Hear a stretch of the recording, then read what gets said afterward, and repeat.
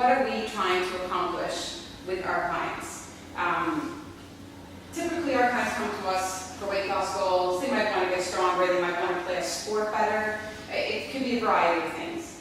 To me, it's about helping our clients embrace an active and healthy way of life. So it's not just about what we do here in the gym, but I'd like to see them take it outside and take it into their life in general, teach their kids a way of life that's healthier. As a pro trainer, I train trainers, so people who are excited about fitness and they brought it into their life somehow, and now they want to bring it to others. And I love that because their story started somewhere, whether it was with weight loss, an injury that they recovered from or something. There's usually some reason that triggered them into this field in the first place. Very few do it because they think they're going to become wealthy. I think most of us have realized that unfortunately doesn't really happen. Training the stars, yeah, no, it's not really going to happen, right? But a question that I often get asked by my students is, you must be so rewarding to see success in your clients. Well, yes and no, because a lot of times we unfortunately don't get to see the success that we really are hoping for them. They come into you and, like I said, weight loss goal, I want to lose 20 pounds, I'm going to work out 3 times a week. Fantastic, you go off, you make a program, you get them all going, you work them hard when they come to the gym, and then they don't lose weight. Or they do lose weight, and then they get it back, all in their care, right? And it's discouraging. And I do certainly have success stories. I have clients who reach their goals, clients who do absolutely everything I said. And every now and then I get to go, oh yeah, it actually does work. And every now and then you get that client, but for the most part, I find myself often going, how can I inspire this client? How can I get him or her to actually make a change that's sustainable and that will actually get them to the goal, right? And I've struggled with that. I've really struggled to find how to motivate them. I mean, that makes them work out's fun. They come. They like working out with me, but they hate working out. So how do we get past that, right? Am I the only one who's experienced this? How many of you are personal trainers? Oh, most of you, okay. And would you agree? This is a common problem, yeah. It just doesn't seem to really work. So, if nothing else, we've taught our clients to be fit. I've had clients who, people who can afford to come 3 times a week to see a trainer, they can afford like Medcan and Cleveland Clinic medicals, they cost $2,000. So I have a few executives who are able to go into those. So I had one woman in her late 50s, she ranked in the 125th percentile for leg strength. Okay, pat on the back. I have done my job. I have done what I was hired to do, but she hasn't lost a pound in 5 years. Like she's lost, she's gained. But today she weighs what she weighed when I met her. And the reason she came to me was because she needed to lose weight, to stay off blood pressure meds, she was pre-type 2 diabetic, all these things. So it was to prevent all this from actually becoming a reality for her. That's why she came to me. So we have helped her blood pressure, and she isn't type 2 diabetic yet, but she hasn't lost a pound, and she hasn't changed anything about her life except that she sees me 2 or 3 times a week. That's the only thing that's changed. So that's an improvement, but ultimately, it's not enough. So what I tell my students this, and you're going to be my student in a few days, but what I tell my students as well, and my clients, there's 168 hours in a week. So we see them for 3, for lucky. So there's 165 hours left for them to completely undo what we've done, right? And they do. So how can we help them? How can we help solve that, right? So idealistically, in my ideal world, I manage to teach them to love fitness and enjoy fitness and healthy living. And I don't just come into the gym, because sometimes they really hate coming into a gym. Sometimes we have to be really creative about finding what that is that they like to do. But in the perfect world, as much as it isn't very good for our bank account, we actually get our clients so excited about fitness that they stop seeing us, because they don't need us anymore. Because they're inspired. They can do it on their own. The only thing they're going to come to you for now is maybe progressions, or I want to learn a new sport, or I need to be able to move a little faster when I play tennis or something. They might come to you for some help. But ideally, they don't need you anymore. Then you've really done your job. Like I said, not great for our bank account, but that's when you've truly done our job. And unfortunately, when my clients walk away from me, it's usually because they can't afford to see me anymore, or they move away or something, and then I see them a year later, and nothing's changed. And we're back. We're just going to start from scratch. Whatever 10 pounds they might have lost is by far. Whatever. They haven't done the things since they saw me last. I find that my clients, regardless of how fun and they should work out or whatever, they still dread it. Most of my clients are in house, so I open at home, they open the door and they see me come with some piece of equipment, like the pink bars. Do you have the lever bars here? You have the yellow version. Okay, so I have the pink one, and as they stand and they drop. They're referred to as the pink bars for now, yeah. Or pink bars of pain or whatever. But it's just this dread when I walk in the door. They know they're going to get a good workout, and that is why they're paying me, but they don't want to. They would really prefer if I just came in and had a glass of wine with them or a cup of tea at any time of the day, right? And this has been suggested and offered on many occasions. Tea. And sometimes that's appropriate, but not often. So how can we change this? So I started taking a look at myself. How did I choose this? Because I love being fit. I love going out and doing things. I love this way of life. So and I talk to my clients about how much I love it. I tell them how when I go on vacation, the best part was I had 2 hours a day to work out, not just like 30 minutes. You work out on your vacation? Like, what is wrong with you, right?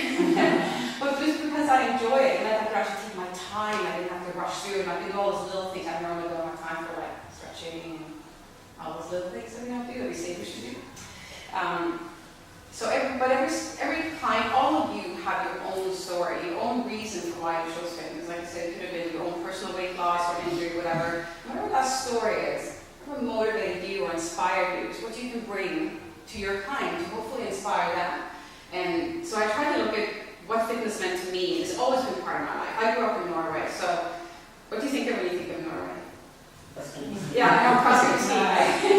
And yes, as soon as I could walk, I was put on skis. There's pictures of me where I'm this big, on skis, holding my mom's hand. I was probably doing this across the driveway, but I was on skis. It's just a way of life there. So fitness is a way of life. I remember in high school getting together with girlfriends and cross-country skiing on lit trails. We didn't really push it hard, but we were talking, but we were moving. And that's just what you did. So it was just, I don't know how to explain it, but it was just a way of life for me. My job from when I was 16 to 18 was to teach British tourists to cross-country ski. And children, which ultimately was the same category of teaching, and the kids did it way better than the British tourists. They weren't afraid of falling. But I had to really look at, I did really look at what fitness and health meant to me. And when I went through a tough time in my life, I went through my divorce several years ago, I chose fitness as my escape. As I do almost any time. So I went to the gym almost every day. I needed it. It was not so much for pleasure, it was a need. I was just driven to go there. I went and it was an awesome release for me. I realized every single day through my process of this stress in my life, what I was grateful for was my boys and my health. And I was actually able to, after a few months, kind of verbalize to myself, it's actually, I am grateful for my health. Thank God I feel good physically, and that's how I was able to get through it. I had a friend say to me, shouldn't you be looking dragged out and whatever, because I wasn't sleeping. But they said, you look really good. And I know it's because I work out. So I did something really good for myself every single day. And then about 9 months in, the lack of sleep caught up to me, and I got pneumonia. And I fell apart. I absolutely fell apart. So the first time I completely broke down, cried uncontrollably in public, was removed from the general public and put in some little corner. Are you okay? No, I'm not. Oh my God. What can I do for you? I don't know. So she just moved me. I was in an x-ray clinic having my chest x-ray. And I realized what I lost that day was the one thing that I controlled, and that was my health. That day, and then nothing severe, I went on antibiotics, I was fine. I know people suffer from much greater problems than that, but it made me realize how important my health was to me. It makes me feel good and strong. It makes me feel that I can do anything. I can get through this divorce as long as I have my health and my boys. My boys are still there, thank God. So I got pneumonia. So it was an eye-opener for me. It was just one of those moments that taught me a lot. I also take a look at my clients, and so of my clients who've been successful, what differentiates them from those who were not? And one of the things that I do see prevailing is a level of self-respect. The clients who are truly successful have a respect for themselves and their goals, not just with me, but in their whole life. They tend to be more successful in life. I'm not talking just about money, but just they have a job they love, their relationships are healthy, and they see the importance and value of exercise. So even though they might not love the workout, they love how it makes them feel, and they won't stop doing it. And they're the ones who are typically successful. I have one client, she's a CA, she's got a great job, she loves what she does, she's got a good marriage, she's got all those things going for her. She hired me to lose 15 pounds, lose some inches, get some stronger legs, she has some issues with her knees. She reached all of her goals. She's my star client. She did everything I said. And I only had to say once, this is what the plan plan is, this is what I need you to do. This is what's needed for you to succeed. Okay, then that's what I'll do. And she did it. It's like, okay, why can't I do that to everybody?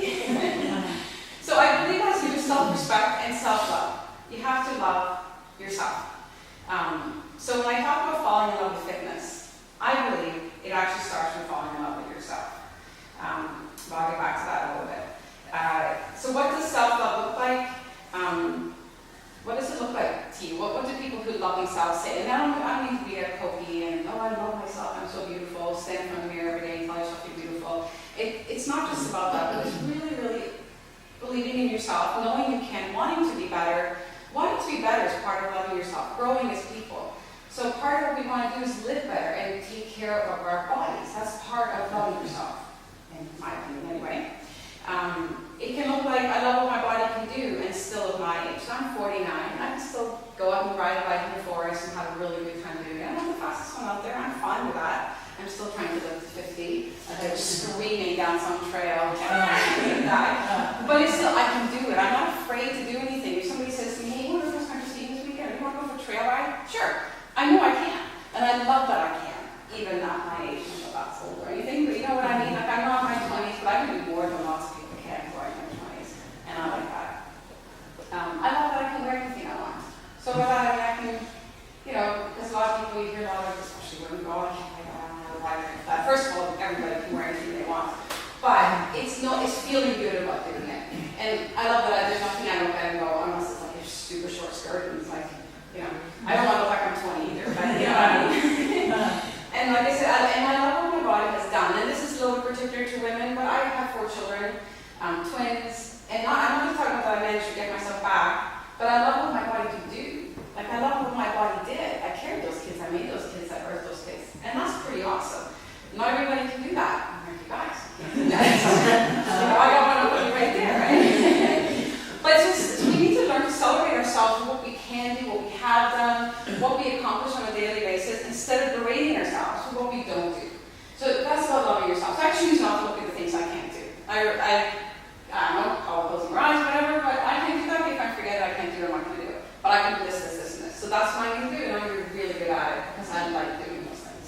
And I think, can I jump? Yeah, I think that's not just for women. I think that applies to women and men and anyone facing some kind of adversity. Yeah. So it's not just women. I mean, we as female trainers, we relate a lot to women, but I really think that statement applies to everyone. I think you're right. Because we're all carrying something. Yes, you're absolutely right. And I also think that expectations on men have increased a great deal. They're asked to be things that they never used to be asked to be, and to do things they never were asked to do before, right? So I think that's very true. Yeah. It's very true for anyone. In order to be able to get past adversities, whatever they may be, we need to have a respect for ourselves and love for ourselves. Absolutely, thank you. Coming from someone that hasn't had children, I think it's, I understand and completely agree with your comment, but also, Elizabeth, you know what, I think it is amazing that as women we can have and should celebrate this. And I don't think I've ever, very rarely heard people actually say, as a woman, like as a trainer, for me to say, celebrate you or to reinforce that you've had it. Children, it's not about fitting back into a size, whatever, but celebrate that you were able to create this and to be able to, you are able to, do what you want to do and you focus on what you've already done. What an amazing accomplishment that was or will be if the person is going to have children or maybe is pregnant, right? Yeah, no, it's pretty amazing. It is. It's amazing what we can do, and unfortunately our body changes after we've had children, or unfortunately, whatever, but we consider it to be an unfortunate development. We consider our bodies not to be as nice to be made like them before, right? So things change. Simply things change, but why they change? Something really awesome happened, and that's at least how I like to look at it. I don't know, it's like twins, they do things to you. But I made 2 babies at once, okay? So you know what, that's just the way it is. There's absolutely nothing I can do about it. So what we're trying to do is to get our clients to look at things a little bit differently and look at themselves a little differently, and we want to form new habits. And that's really hard to do. And then you hear about things like, oh, it takes 21 days to form a habit. You heard this one before? It doesn't take 21 days to form a habit. Like, it might take 21 days to break a sugar habit. I don't know. I I've still yet to be successful in breaking my sugar habit. But 21 days, you've been sedentary for 50 years, you are not going to be suddenly be fit and embrace fitness in 21 days. You honestly need a little bit of a bigger commitment than that. And it's not sufficient to come to the gym 3 times a week for 21 days. Oh my God, I'm a new person, I'm going to fit for the rest of my life. Right? That never happened. So the motivation has to come from somewhere else, and it takes a lot more than 21 days. When I first started doing my training for personal training way back, I was told 9 months. I went online and I researched to prepare this, and I saw somewhere that 21 days came out of some strange study and was picked up because it sounded good, and it was correct for that particular study, but not really related to changing habits. It had to do with changing little things like how you walk after an injury and adjusting that, and if they did their work or something in 21 days, they didn't have to think about it while they were actually doing it. But changing a life habit, they said that takes more like 2.5 months, I think this is, or 66 days, whatever it was, the study said. So which sounds more realistic, but I actually personally believe in the 9 months that I learned in the beginning. I think if you can get someone to do something for 9 months on a regular basis, I think they'll miss it if they stop. And to me, it hasn't become a habit, a good habit, until if you stop doing it, you miss it, right? So as trainers, we're in a position of influence because they trust us and they look to us for advice. So when you work one-on-one with people, you build a pretty close relationship with them. I hear about things before spouses hear about it, before friends hear about it. I hear about pregnancies, divorces, problems, because we're not in their world usually, we're not their friends. We don't have to sit down to dinner with their husbands or their wives this weekend, but they see us 3 times a week, and or twice a week, whatever it is, but it's a close relationship. So you hear about a lot of things. You're in a position of influence. You hear about their life. You learn how you can start putting in some habits. Well, you told me that every Wednesday, if you can go in late, here's a perfect opportunity, right? Mm-hmm. Or, whatever, your sitter is able to stay for an extra 15 minutes. Well, guess what you're going to do? Just like pick up on the things, listen to them when they tell you about their life. You'll find places to insert new habits. They haven't figured it out. You will find places to insert new habits. They look at us as if we have been successful. Oh, it's easy for you.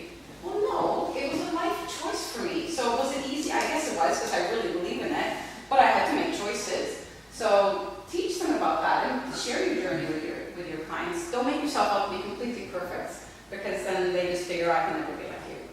So as much as my clients all think that I eat perfectly and I work out absolutely every day for hours, no, I don't. I love sitting on the couch for a whole day and watching movies. I just don't do it every day, that's all. But it's great to have that. So when it comes to the term falling in love with fitness, I was at the Chemical Conference this summer, and I went to see Peter Twist. How many of you know who Peter Twist is? Amazing, inspiring, incredible man. So I always make sure I see him, if nothing else, for inspiration. Often the message is very similar, but I just love to see him speak. So he spoke about falling in love with fitness, and he goes, we need to teach our clients to be better every day. I love that. Better every day. That's simple. We can all do that, right? We can all teach our clients to be a little bit better every day. And he goes, we need to teach them to fall in love with fitness. And I find myself thinking, but they don't. I tried to make it fun, necessary, essential, threats, bribery, whatever. They're not falling in love with it. And then I thought to myself, to me, I think they have to fall in love with themselves in order to fall in love with fitness. And it kind of falls into self-care. Have you ever heard about self-care? It's becoming something that people are talking a little bit more about, self-care coaching. There's lots of things online you can find about self-care, the steps of self-care. But one of them is taking care of your body. And so, but a lot of those steps you do for self-care also is taking care of yourself, nurturing yourself, loving yourself, being kind to yourself. So if we can fall in love with ourselves and respect ourselves, I think we'll fall in love with fitness because of how it's going to make us feel. You feel great when you're fit and strong and healthy. I'm not talking about body weight, I'm talking about how you feel. All of you, as we were all in the Peter Twist seminar, our fitness professionals, and you're convinced, you all believe in this, you know how it makes you feel, you'll never stop working out. So we all agree with him, but our clients don't. So how do we make that happen? How can we make them fall in love with themselves so they will fall in love with fitness? And I had a bit of a light bulb moment. Like I said, when I realized, okay, if I fall in love with themselves, I'll fall in love with fitness. Because when we love ourselves, we want to be good to ourselves. And when we are good to ourselves, we take care of ourselves. And we think about what we eat, and we think about what we do, and we think about not doing destructive activities. We want to keep ourselves healthy and happy. Because when we're healthy and happy, or healthy and strong and fit, we feel masterful. We feel that we can master our lives. And that's what I kind of went through when I had that moment in the x-ray room. I lost a bit of that day. I was feeling horrible, and the stress in my life became overwhelming. I wasn't able to master it with how I felt, and I lost control of my life. As well how I felt. I mean, ultimately it was a blip, right? But that's how I felt that day. And realized our clients feel like that a lot. Like they have stressors in their lives. It could be anything. It could be from their families, their children, their work, whatever. But they feel stressed in their lives. And how can they feel masterful? How can they get some control back? By taking care of themselves. No one else can control you but you, right? You control your fitness level. You control what you put in your mouth. You control what you do with your body. Let's give our clients that control too, so they feel like there's at least one really good thing in their life that they are the master of. And then with that comes the rest, right? So start to respect yourself. So we want to teach our clients. Love yourself by doing something really good for yourself. Like I said, I try to kind of get away from it. I'm not saying, again, stand in front of the mirror, I'm beautiful, I'm wonderful, I'm worth it. Well, we can say that, but we need to live it. We need to do those things. So we need to take care of ourselves and become masters of our lives. You often hear, or at least I've often been told, that exercise boosts confidence. That we increase our self-esteem and our confidence by exercising, which is true. I don't disagree. But did you know that confident people are more likely to exercise? The more confident someone is, the more comfortable they are with themselves, the more likely they are to be successful at incorporating exercise in their life. So which comes first? Which one do we do first? So if people really hate to exercise and feel lousy about themselves, they come and they see you for a few months, maybe years, and then they stop. Nothing's really changed. They feel a little bit better, a little bit thinner, they're stronger, but nothing's really changed. So I think we need to get in the back door. We need to start working on how they feel, make them feel better. And of course, we're not psychiatrists or psychologists and counselors, but we do see them a lot, and we can work on those kinds of behaviors. So for me, we need to look at their why. Because when we fall in love with ourselves, like I said, then we'll fall in love with fitness. So we can expose them to experience of success through daily habits that nurture their spirit while we nurture their physical bodies. So let's teach them some daily habits. Make it part of your training package. So it's not just, okay, I can see you 3 times a week, you're show up early 9 o'clock in the morning, Monday, Wednesday, Friday, and this is what we're going to do, right? We're going to take you through a workout, go home, have a great week, have a great weekend, I'll see you next time, right? Let's talk about what they're going to do, like really spend time talking about what they're going to do when we're not with you. That will nurture their spirit as much as we can within our capacity and our mandate as trainers. We can only go so far with this. I came up with 12 self-care habits for my company or my thought. And some of them I'm inspired by other things I've seen. I'm going to go through them very quickly. I'm not going to talk about all of them in detail here, but I'm going to go deeper to some of the ones that I feel we can work on.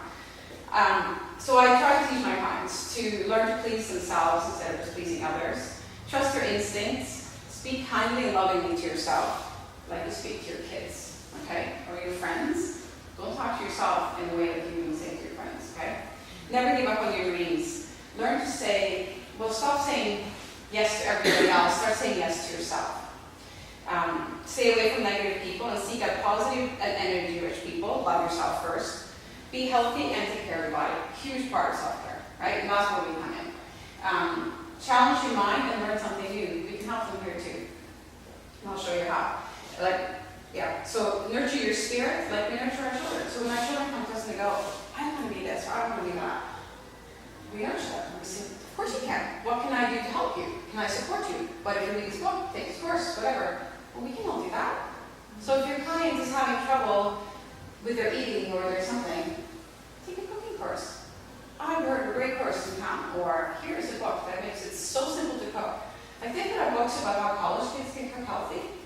Anybody can. If a college kid can cook healthy, then so can our clients, right? Their aisles, they are full kitchens, they are grocery lists, they can do it all, right? And forgiveness. And this is something, again, that might be beyond our scope. But if you feel that they're carrying a lot of resentment, a lot of guilt, a lot of heavy negative stuff, then allow yourself to professionals that can help them. Suggest that they maybe meet with someone, whether it's for meditation, some counseling or whatever. And not that something's wrong with you, just simply, I believe that you will get rid of some. When you get rid of some of that, you'll be much more able to embrace a healthy way of living. You need to get rid of the bad stuff. Get it out of your head so that you can really focus on you and make this a real thing as part of your life. Because who wants to care about that bad stuff anyway, right?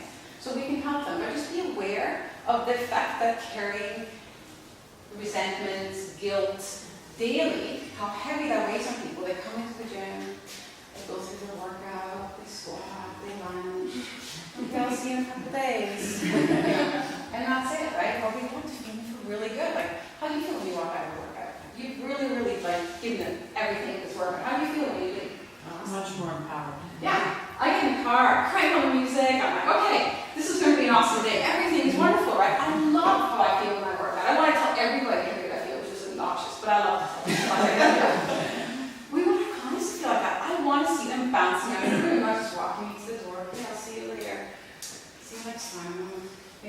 Which is often what happens. As much as I try to make it fun and exciting, they just are carrying so much stuff that they can't enjoy it. They can't enjoy doing something good for themselves. So if they can't enjoy doing something good for themselves, it's not going to become something they're going to make a habit of doing for the rest of their life. But they've somehow made a habit of resenting or carrying guilt or whatever. So we've got to help them. But we can help them. Even though we aren't the ones who actually sit down and counsel them on how to forgive, but recognize that it's needed, talk to them about that it's needed. Would you like some help with this? Can I put you in touch with someone who might be able to help you with some of this? Great girl, somebody you can talk to, a great guy, whatever. Line yourself with a couple of different people that can maybe help them. Or maybe simply meditation. I have to admit, I'm not very good at it. I tried. I actually signed up for the 21-day free Deepak Chopra meditation. It was such a failure. Oh my God, I can't still my mind. So this is my challenge in life. I want to learn how to do that. I want to learn how to just sit and be. But I'm sitting there and I'm supposed to be quiet and I'm just listening to this pingy music on the side and it's like, okay. And then you're supposed to say this mantra when your mind wanders, you're supposed to say this mantra that stops you thinking, right? So I'm saying it. It's like, all I can hear is my dog snoring. So I'm, quiet. This wasn't working, okay? However, I've heard that it does amazing things for people. So I have not given up on it. There will be a day where I will say that I successfully meditated for at least like more than 3 minutes. But I believe in it for my clients, and so I will recommend it to them. And I'm open to it. Like, I'm still working on that part of my life. I need to work on that. I tried yoga, for example. I'm not even good at yoga, because I can't stop thinking. Which tells me, by the way, that I need to do more of that stuff. That this is an area that I need to work on. And be open with your clients about that too. They need to work on it. They need to still themselves, and they need to pay attention to themselves. So like I said, the 12 steps, I just ran through quickly, are part of a bigger coaching program. But through intake conversations, when you first meet them, you can get a clear understanding of what motivates your client, and on a deeper level to stay fit. So when you identify why they're here, that's when you really learn about them. So you want to discover their why. Why did they come to you? So, oh, my doctor told me to, or I want to lose some weight, or I'm going away on a trip. These are the things that often trigger why they come to us, right? I'm going away in December and I want to lose 20 pounds so I can fit into my bathing suit. Okay, whatever, it's a why. But why really? So, if they didn't lose the 20 pounds, they're still going on the trip, and they're still going to be in a bathing suit, right? They just might not look like the way that they want to look. Why does that matter? So why? Why did they really come to you? And why did they get to where they were so they had to come to you? Why? Right? A lot of questions. Why do they want to lose weight? I'm just choosing weight loss as a topic because it's common, but there are other ones, okay? Why do they want to get fit? Why? What is it that they want to do with that? Why do they lose their fitness in the first place? How do they feel when they're not fit? What does food do for them? So for people who gain weight, why do they eat? Ask them. I ask my clients, why do you think you gained the weight? Oh, I don't know. I just eat too much or whatever. But why? We all know. We all know. Even when you young kids are taught in school now, right? I wasn't taught in school, but I know my kids are taught in school through health, what they're supposed to eat. They come home and tell me, I can't have that for snack anymore, it's not healthy. Okay, that's fine. So we all learn, we all know what we're supposed to do, what's healthy, what's good for us. So why don't we? Why don't we? Yeah. I think a lot of people are caught up in their everyday activities and lose sight of what they really want, and then they aren't as self-perceptive, so then they don't know themselves as well. So then it's really hard for them to answer the question why, because they don't actually know. They don't pay attention. They don't pay attention. They're not And it's being important to mindful. be perceptive of why you feel that way, and a lot of people sit there and think, why do I eat? Yeah. Or why do I? They just do it, right? Yeah, and it's emotional too. Yes. Emotional, like it definitely from, I mean, I used to be really heavy too, and if I was sad, upset, stressed or anything, I would take a bag of chips or a bag of cookies to my room and I would eat the whole thing, you know? But so then the interesting question is, you chose food, other people choose fitness. Yeah. Why? Why did you choose food? And I don't know you, I'm not saying. Yeah, it was just the easy go-to thing, you know? It was just something that made me